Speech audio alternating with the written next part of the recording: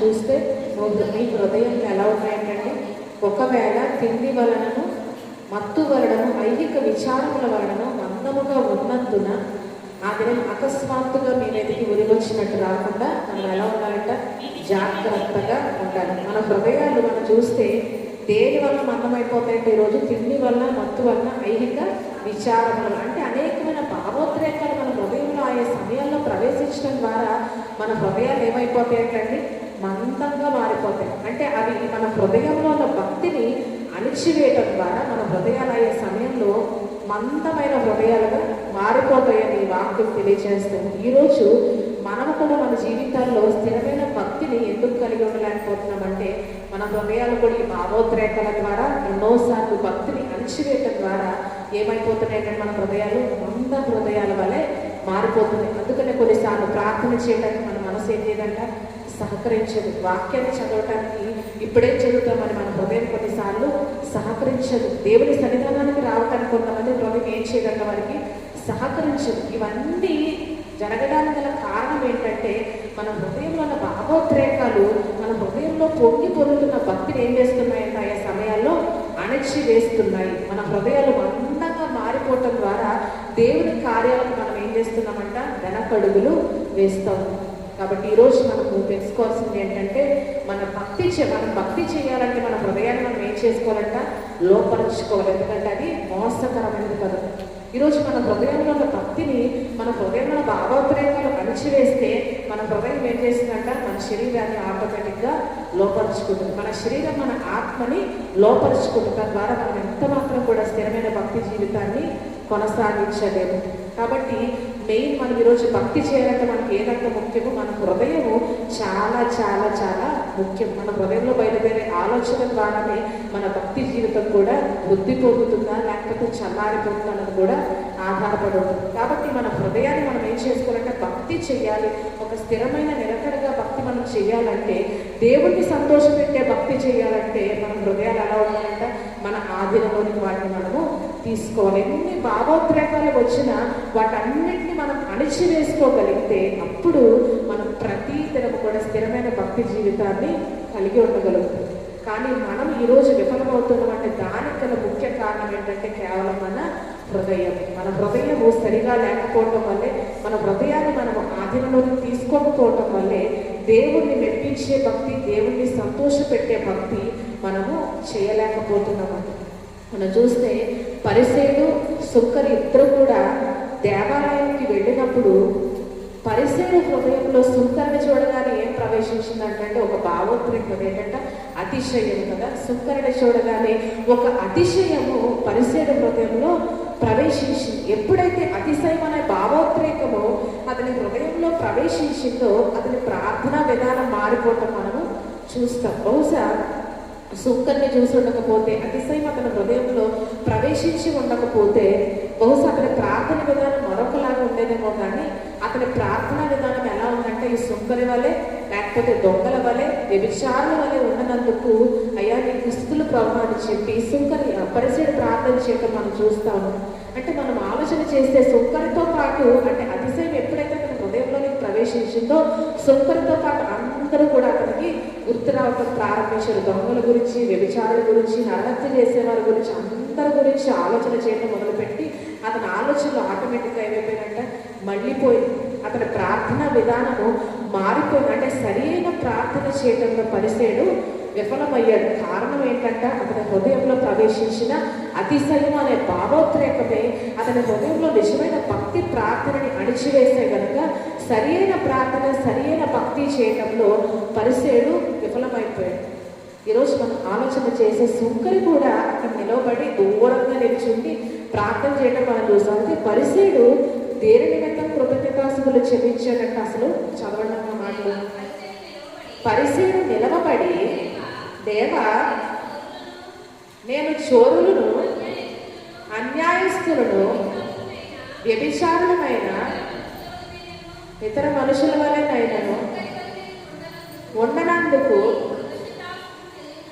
చెల్లించుచున్నాను. ఏంటంటే చోరుల వలె, అన్యాయస్తులను, వ్యభిచారులను ఇతర మనుషుల వల్లే అయినా కూడా నేను వండనందుకు నీకు ఏం చెల్లిస్తున్నాడంట? కృతజ్ఞతాస్తులు. అంటే ఎందు నిమిత్తం చెల్లిస్తున్నాడంట? వేరే వారిలాగా నేను వండనందుకు నీకు కృతజ్ఞతాస్తులు అంటా ఉన్నాడు. పరిస్థితి అసలు దేనికి చెల్లించాలి కృతజ్ఞతాస్తులు అంటే? దేవుడు తనపై చూపిన మహాకృపను బట్టి దేవుడికి అతడు కృతజ్ఞతాస్తులు చెల్లించాల్సిన బద్ధుడై ఉన్నాడు కదండి. తన జీవితంలో తను ఎన్ని పాపాలు చేసినా వాటన్నింటినీ క్షమించి తన కృపను బట్టి తను రక్షించుకున్న విధానాన్ని బట్టి పరిసరుడు దేవుడిని స్తుతించాల్సింది పోయి వారి వల్లే వీరి వల్లే ఉండనందుకు నీకు స్తుతులు చెల్లించుకుంటున్నాను అంటా ఉన్నాడు. అంటే పరిసరుడు ప్రార్థన విధానము ఎందుకు మారిపోయింది? సరైన ప్రార్థన దేవుడికి చేయడంలో విఫలం ఎందుకైందంటే అతిశయం అతని హృదయంలో భక్తి భావాలని అణచివేసింది. కానీ సుంకరు మనం చూసే దూరంగా గెలిచినాడంట. అసలు కనీసము ఆకాశం వైపు కళ్ళెత్తడం కూడా అతనికి ధైర్యం కూడా సరిపోకపోతే ఏమంటున్నట్ట? పాపినైన నన్ను కరుణించు అంటే ఈరోజు అడుగుడి మీకు ఇవ్వడానికి సెలవిచ్చిన దేవుడు ఇక్కడ సుంకరి దేవుని కరుణ నిమిత్తము బతిమాలుకుంటా ఉన్నాడు. తన గత జీవితం గురించి, తన పాప జీవితం గురించి అతడు జ్ఞాపకం చేసుకుంటూ నీ కరుణ నాకు కావాలి ప్రభు అని సుంకరి బ్రతిమలాడుకున్నప్పుడు అడుగుడి మీకు ఇవ్వడానికి వాగ్దానం చేసిన దేవుడు ఏమి ఇచ్చాడు సుంకరికి? తన కరుణను, తన కృపను అనుభవించాడు. అందుకని అతను నీతిమంతుడిగా తీర్చబడ్డాడని 14వ వచనంలో మనం చదువుకుంటాం. విశ్వాసం ద్వారా కృప చేతనే ఏం చేయమంటామంటే వారు రక్షించబడ్డాము. ఆయన కృప ద్వారానే మనం నీతిమంతులుగా తీర్చబడ్డామని వాక్యం తెలియజేసిన రీతిగా సుంకరి నీతిమంతుడిగా ఎలా తీర్చబడ్డాడంట? దేవుని కృపను పొందుకోవటం ద్వారా ఆయన కృపే, ఆయన ఉచితమైన కృపే ఈ సుంకరిని నీతిమంతుడుగా తీర్చిదిద్దింది. అంటే ఈరోజు మనము అడుగుడి నీకేమైనా సెలవిచ్చిన దేవుడు సుంకరి అడగగానే తన కృపను అనుగ్రహించి అతను నీతిమంతుడుగా తీర్చిదిద్దాడు. వాస్తవానికి సుంకరి కూడా పరిస్థితిని చూడవచ్చు, కానీ అతడు పరిస్థితిని ఏమాత్రం కూడా లక్ష్య పెట్టలేదు. తన ప్రక్కనే ఉన్న పరిస్థితిని అతను చూడలేదు. కానీ అతని హృదయంలో కూడా ఆ సమయంలో అనేకమైన భావోద్రేకాలు ఉన్నాయి. ఏం భావోద్రేకం అంటే తన పాప జీవితం గురించిన తీవ్రమైన అసంతృప్తి అతని హృదయంలో ఉంది కదండి. అతని గత జీవితాన్ని తలపోసుకుంటున్నప్పుడు తీవ్రమైన పశ్చాత్తాపము, తీవ్రమైన అసంతృప్తి అతని హృదయంలో కూడా ఉన్నాయి. కానీ వాటిని అంటే తన భక్తిని అవి అణచివేయడానికి అతను ఏమాత్రం కూడా అవకాశం ఇవ్వలేదు. ఈరోజు మనం కొన్నిసార్లు మన హృదయంలో తీవ్రమైన అసంతృప్తి ఉందంటే, తీవ్రమైన పశ్చాత్తాపం మన హృదయంలో కలిగినప్పుడు కూడా మనం ఏం చేయలేకపోతామంటే కొన్నిసార్లు భక్తి చేయలేకపోతాం కదండి. తీవ్రమైన ఆందోళన ఉన్న, తీవ్రమైన పశ్చాత్తాపము, అసంతృప్తి ఉన్న కొన్నిసార్లు దేవునికి దూరంగా వెళ్ళిపోయే ప్రమాదం ఉంటుంది మన జీవితాలు. ఇక్కడ సుంకరి హృదయంలో కూడా వచ్చిన భావోద్రేకం ఏంటంటే అతని గత జీవితం గురించిన అసంతృప్తి, పశ్చాత్తాపము, ఆందోళన అతని హృదయంలో చాలా ఎక్కువగా ఉన్నాయి. కానీ అవి తన హృదయంలో భక్తి భావాన్ని అణచివేయడానికి అతడు అవకాశం ఇవ్వలేదు. కానీ ఆ భావోద్రేకాన్ని అణుచుకుని అతను ఏం చేస్తూ ఉన్నాడంటే దేవునికి మొరపెట్టుకోవడం. పాపినైన నన్ను కరుణించు ప్రభు అని మొరపెట్టడం ద్వారా దేవుని కృప అతనికి అనుగ్రహించబడి అతడు నీతిమంతుడుగా తీర్చబడ్డాడు. మనం చూస్తే యూదా హృదయంలో కూడా పశ్చాత్తాపం కలుగుతుంది కదండి. యేసు ప్రభువుని అప్పగించిన సమయంలో ఇస్కరియోతు యూదా హృదయంలో కూడా ఏం కలిగిందంట? పశ్చాత్తాపం. మత్తయి రాసిన సువార్త 27వ అధ్యాయం 3వ వచనం ఒకసారి చదువుతాం. మత్తయి రాసిన సువార్త. ఆయనను అప్పగించిన యూదా శిక్ష విధింపబడగా పశ్చాత్తాపడి ఆ 30 వెండి నాణెములు ప్రధాన యాజకుల యొద్దకును పెద్దల యొద్దకును మరలా తెచ్చి నేను నిరపరాధ రక్తమును అప్పగించి పాపము చేసిందని చెప్పాను. చాలండి. మనం చూస్తే యూదా హృదయంలో ఏం కలిగిందంట?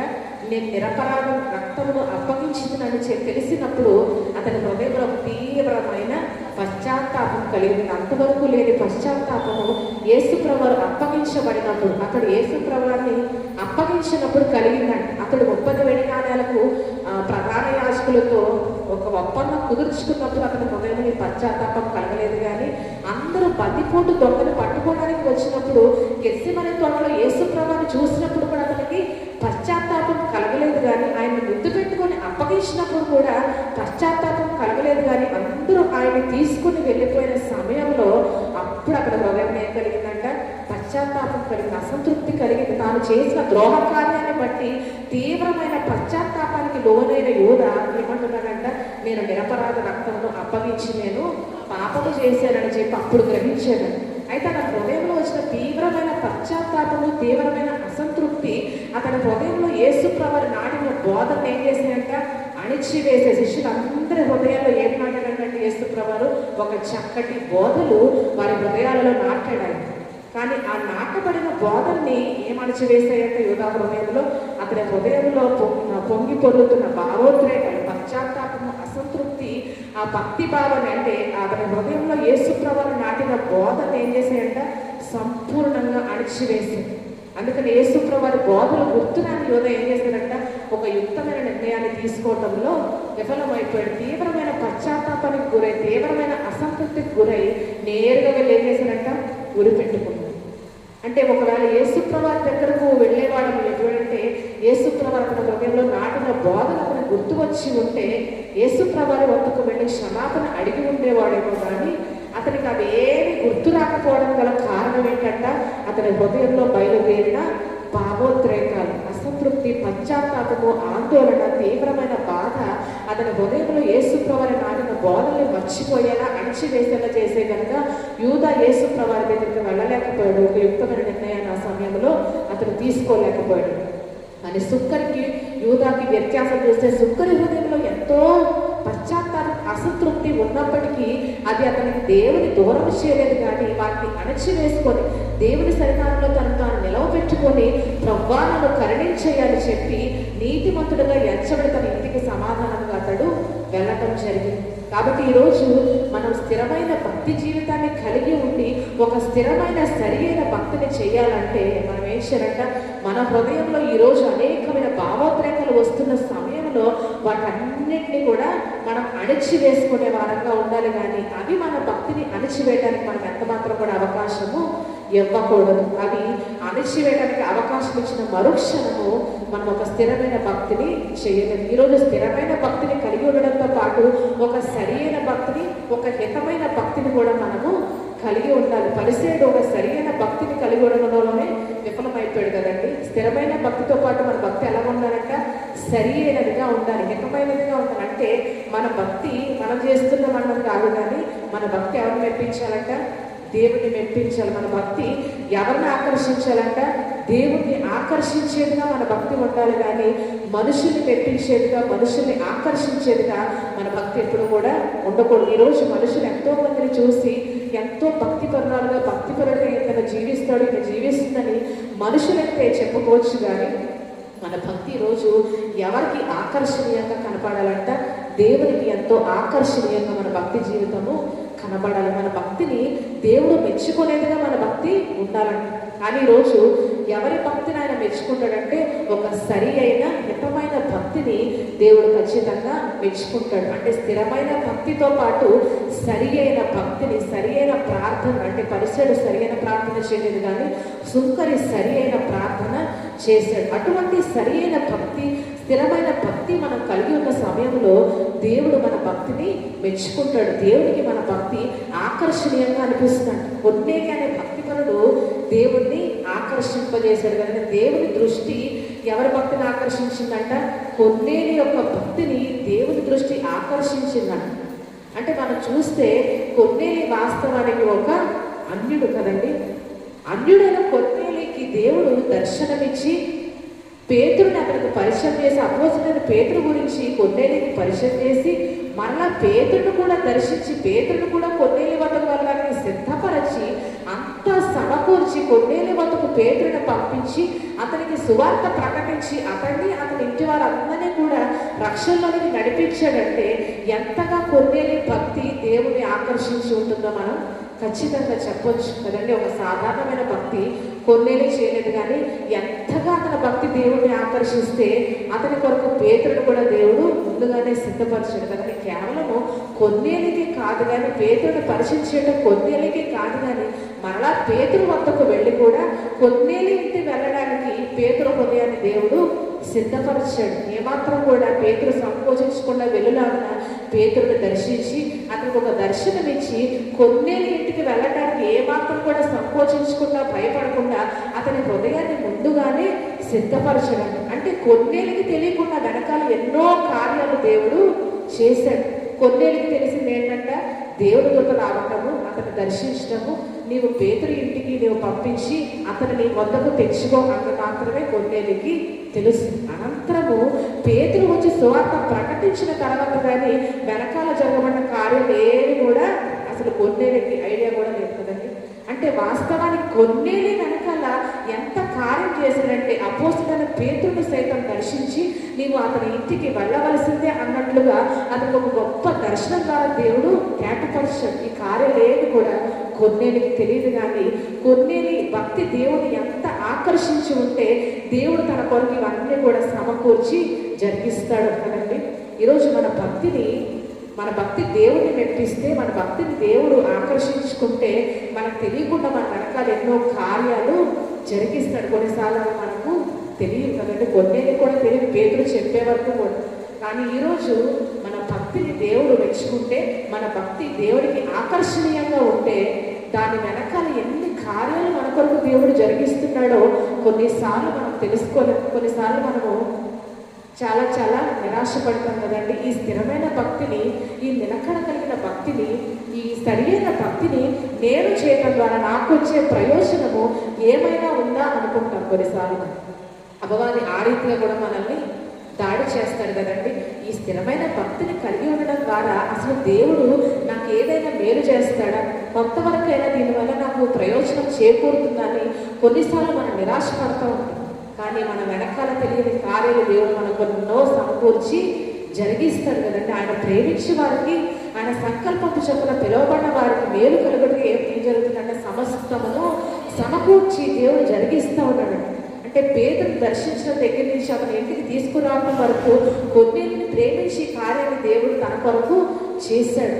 ఈరోజు మనకు కూడా ఒకవేళ నిరాశకు లోనవుతున్నట్లయితే, ఒక స్థిరమైన భక్తిని, నిలకడ భక్తిని మనం నిలకడగా కలిగి ఉన్నట్లయితే మన వెనకాల కూడా మనకు తెలియకుండా మన మేలు కొరకు దేవుడు ఏం చేస్తున్నాడంట, సమస్తమును సమకూర్చి మన మేలు కొరకు, మన ప్రయోజనార్థమైన జరిగిస్తున్న విషయాన్ని మనం ఖచ్చితంగా గమనించాలి.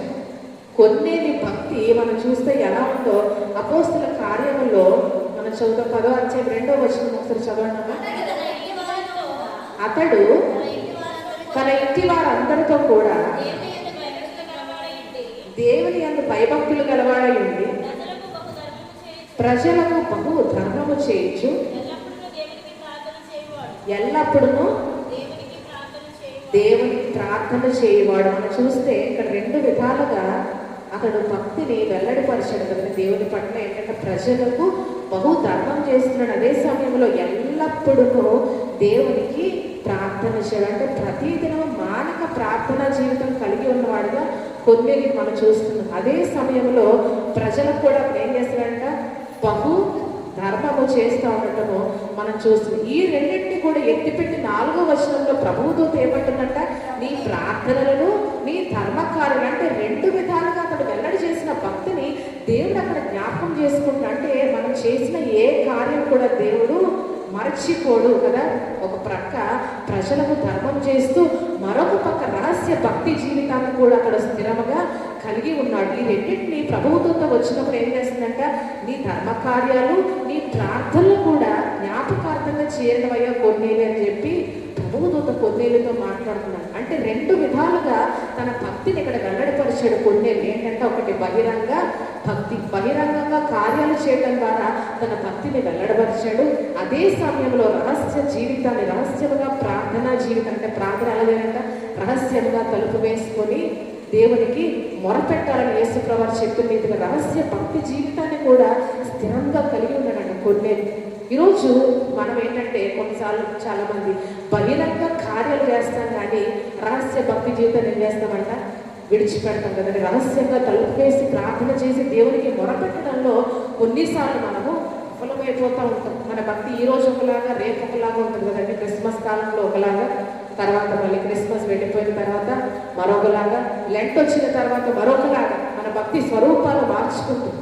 కానీ మన భక్తి ఎలా ఉండాలంట? మార్పు లేని భక్తి మనం ఎప్పుడు కూడా చేయాలి. కొన్ని భక్తి ఎలా ఉందంట? మార్పు లేనిదిగా ఉంది కాబట్టి అది దేవుని దృష్టిని ఎంతో ఆకర్షింపజేసింది. అటువైపు ప్రజలకు ధర్మకార్యాలు చేస్తూనే రహస్య జీవితాన్ని కూడా, రహస్య ప్రార్థనా జీవితాన్ని కూడా అతడు కాపాడుకున్నాడు. మన బహిరంగ కార్యాలు చేయటమే కాదు, కానీ ఈరోజు మనం ఎలా ఉండాలంట? మన రహస్య ప్రార్థనా జీవితాన్ని కాపాడుకుంటున్నామా? ఎందుకంటే బహిరంగ కార్యాలు చేసే ఈ క్రమంలో మనం ఏమైపోతామంట? రహస్య ప్రార్థనా జీవితాన్ని మనం కొన్నిసార్లు కోల్పోతూ ఉంటాం. కానీ ప్రార్థనా జీవితం ప్రతి ఒక్కరికి చాలా చాలా ప్రాముఖ్యం కదండి. దేవుడితో గడుపుట, దేవుడితో రహస్యంగా మొరపెట్టడం, విజ్ఞాపన చేయడం అనేది ప్రతి ఒక్క విశ్వాసికి అత్యంత ప్రాముఖ్యం. ఈరోజు ఆలయానికి తరచుగా రావటమే కాదు, కానీ తరచుగా మనం ఏం చేయాలి? ఇంట్లో ప్రార్థన చేయాలి. తరచుగా దేవుని సన్నిధానానికి రావటం మాత్రమే కాదు, కానీ తరచుగా ప్రార్థన చేయాలి. కానీ కొంతమంది తరచుగా ఆలయానికి వస్తారు, కానీ ఏం చేయాలంట?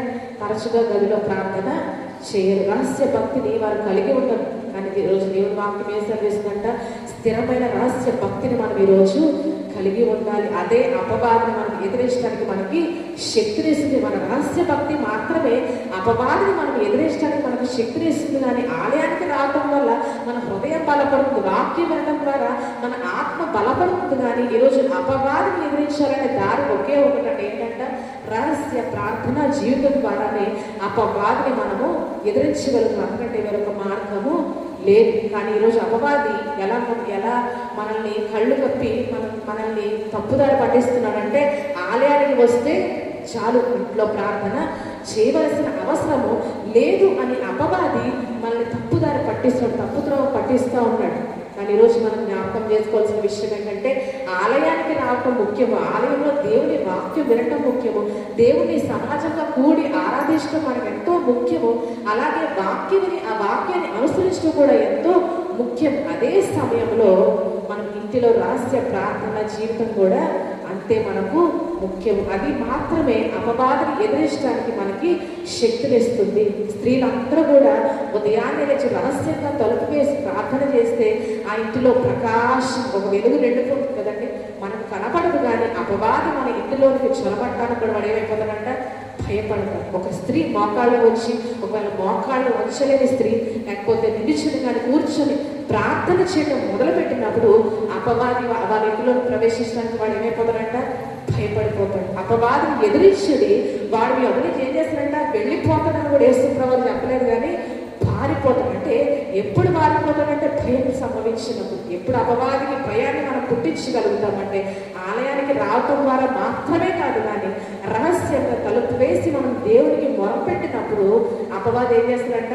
మన యొద్ద నుంచి వాడు పారిపోతాడు. ఒకరోజు మొరపెట్టి, ఒకరోజు ప్రార్థించి, వారం రోజులు ప్రార్థనకి దూరం అయిపోతే అపవాది నమ్ముకుంటాడు, కానీ వాడికి మనం అంటే ఏమాత్రం కూడా భయం ఉండదు. ఎవరికి అపవాది భయపడతాడంటే ప్రతి దినము స్థిరమైన భక్తిని కలిగి ఉండే విశ్వాసులకి అపవాది చాలా చాలా దూరంగా ఉంటాడు. హల్లెలూయా. నమ్మిన వారు హల్లెలూయా చెప్పండి. హల్లెలూయా. ఈరోజు అపవాది ఎవరికి భయపడతాడంట?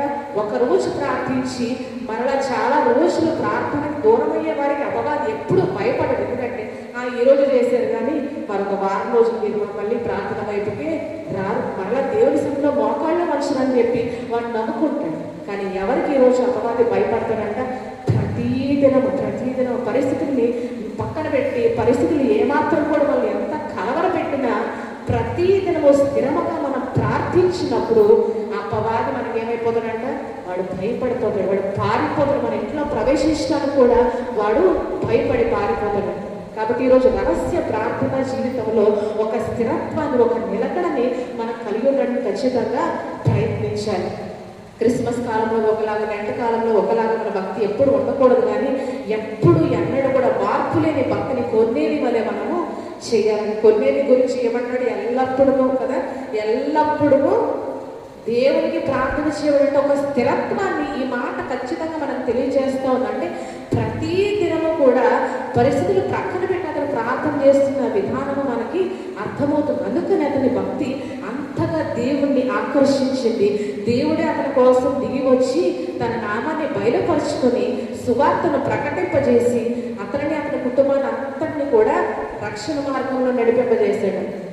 ఈరోజు కొన్నేళ్ళ భక్తి వలె మన భక్తి దేవుణ్ణి ఆకర్షించాలంటే ఒక స్థిరమైన భక్తిని కలిగి ఉండాలి. అదే సమయంలో ఒక సరి అయిన హితమైన భక్తిని కూడా మనం కలిగి ఉండాలి. అంటే ఆలయానికి రావటం మాత్రమే కాదు, బహిరంగ కార్యాలు చేయటం మాత్రమే కాదు, కానీ ఎవరు చూడని సమయంలో మనం ఏం చేయాలంటే ప్రార్థన చేయాలి. ఎవరు చూడని సమయంలో వాక్యాన్ని ధ్యానించాలి. ఈరోజు ఆలయానికి వచ్చినప్పుడు మాత్రమే కొంతమందికి ఏమొస్తాయంటే దేవుని గురించిన ఆలోచనలు వస్తాయి. ఇంట్లోకి వెళ్ళిన తర్వాత దేవుని గురించి మర్చిపోతారు. ఇంట్లో దేవుని ధ్యానం ఉండదు, ఇంట్లో దేవుని గురించిన ఆలోచనలు ఉండదు, ఇంట్లో దేవుని గురించిన కార్యాలు తలపోయడం ఏమాత్రం కూడా ఉండదు.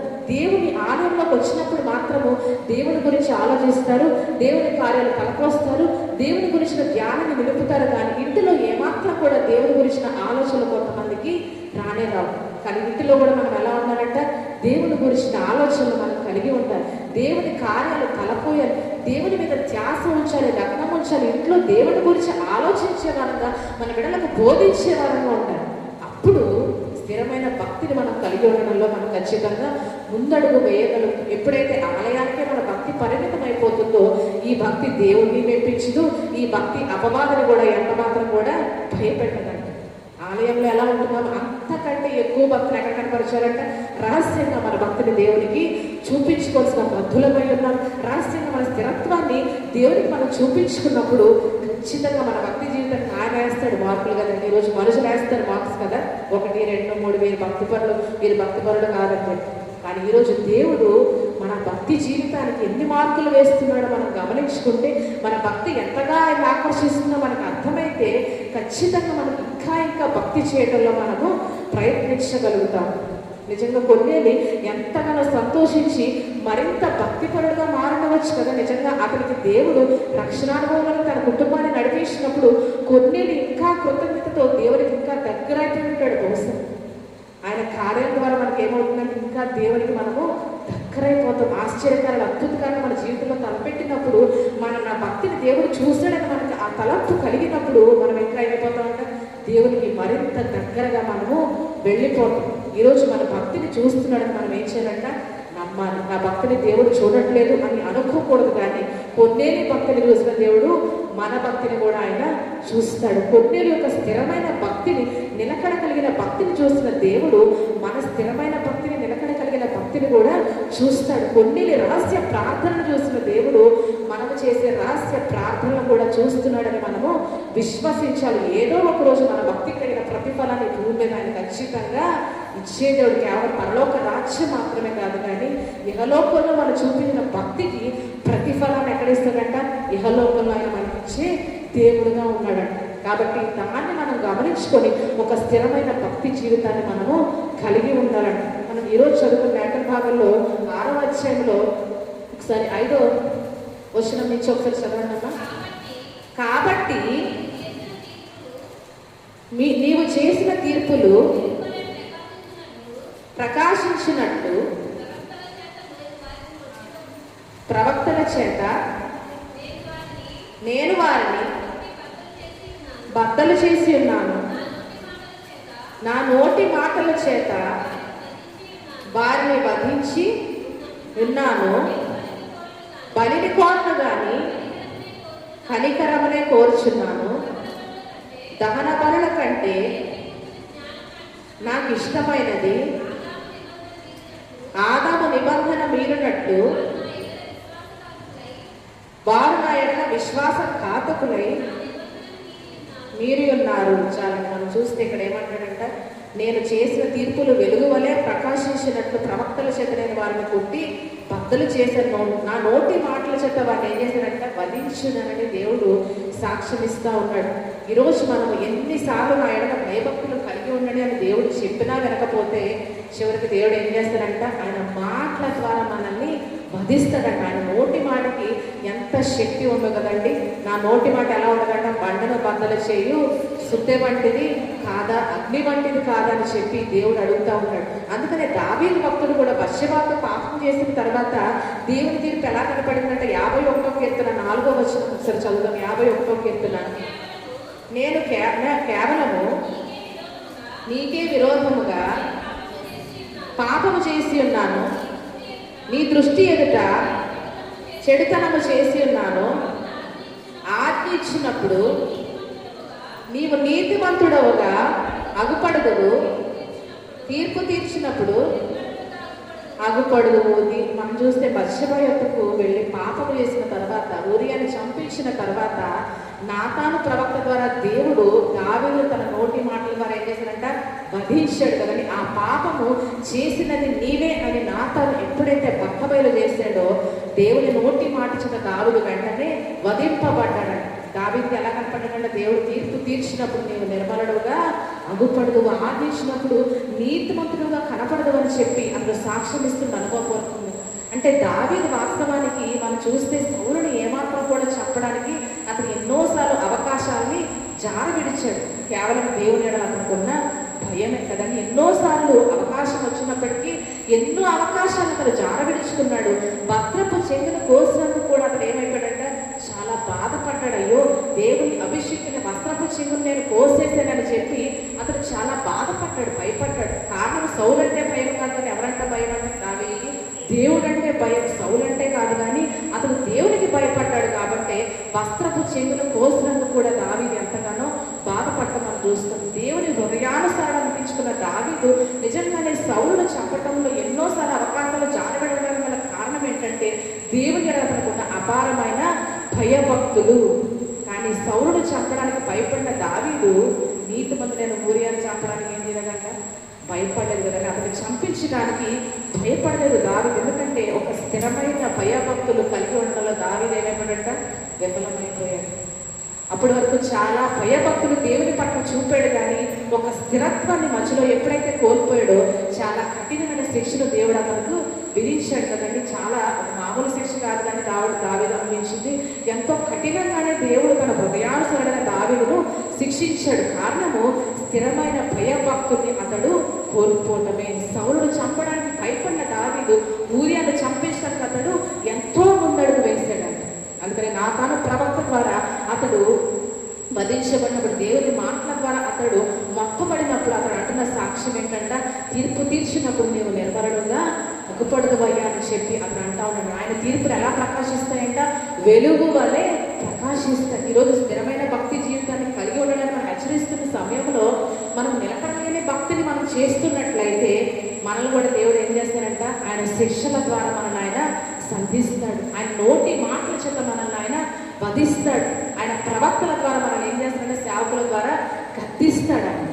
కాబట్టి ఈరోజు దావీదును అయితే దేవుడు కఠినమైన శిక్ష విధించిన తర్వాత కనికరమనే కోరుచున్నాను కానీ బలిని నేను కోరని చెప్పిన రీతిగా దావీదును మరలా ఏం చేస్తాడంట, కనికరించాడు. అతడు చావకున్నట్లు అతని పాపాన్ని పరిహరించి మరలా దావీదును తన సన్నిధానంలో నిలవబెట్టుకున్నాడు. తన సన్నిధిలో నిలిచే భాగ్యాన్ని మరలా దేవుడు దావీదుకు అనుగ్రహించాడు.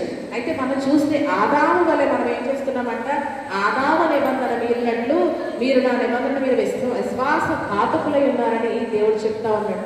ఈరోజు ఆదాము హవ్వల గురించి అసలు నిబంధన మీరటం గురించి దేవుడు ఎందుకో వ్రాయించాడంటే భార్య వలె మనం కూడా ఏం చేయకూడదంటే ఈరోజు నిబంధనని ఏమాత్రం కూడా మేరకూడదు. ఆదాము హవ్వలు అప్పటి వరకు భయాన్ని కలిగి ఉన్నారు. దేవుని పట్ల పండు తినవద్దని చెప్పిన దేవుని ఆజ్ఞకు వారు సంపూర్ణంగా లోపడ్డారు. చల్లకుండా దేవుడు వచ్చినప్పుడు దేవుడితో సమయం గడిపారు. దేవుని పట్ల భయాన్ని కలిగి ఉన్నారు. పండు తినొద్దని చెప్పినప్పుడు పండు తినకుండా ఆయన ఆజ్ఞకు ఎంతగానో లోపడ్డారు. కానీ అపవాది వచ్చిన తర్వాత, అపవాది వారి హృదయంలో విత్తనము నాటిన తర్వాత దేవుని భయాన్ని వారు పూర్తిగా మర్చిపోయారు. అయ్యో, ఈ పండు తింటే దేవుడు ఏమంటాడు, ఈ పండు తింటే దేవుడు తెలిస్తేనో, దేవుడు చూస్తేనో, దేవుడు వస్తేనో అని చెప్పి అటువంటి భయాలు ఏమాత్రం కూడా వారి హృదయంలో రాలేదంట. వెంటనే వారి హృదయంలో వచ్చిన భావోద్రేకాలు అణుచుకోలేక వారు ఏం చేశారు, వెంటనే ఆ పండును తినేశారు కదండి. వారి హృదయంలో ఒక భావోద్రేకం, ఎలాగన్నా ఆ పండును తినాలన్న ఒక భావోద్రేకము వారి హృదయంలో కలిగిన సమయంలో దేవుని భయభక్తులు వారు కోల్పోయారు. ఆ పండును తిని దేవుని విరోధంగా వారు పాపము చేసి నిబంధనను మీరారు.